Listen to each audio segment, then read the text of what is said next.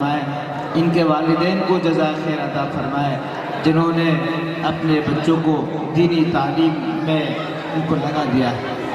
बच्चे खामोश हुआ है।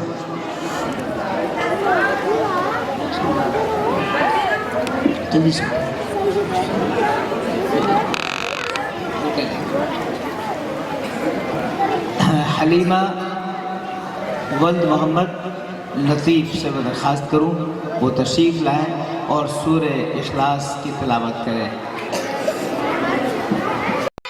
माशाअल्लाह।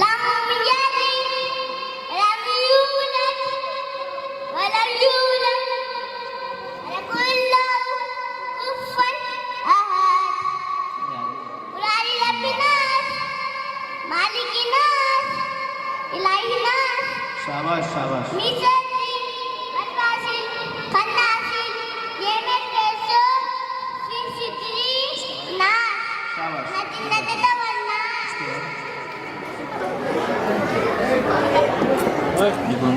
बहुत अच्छा प्रोग्राम सुनाया, शाबाश शाबाश जी। तो बेटी हलीमा जो आपके सामने तिलावत कर रही थी और जी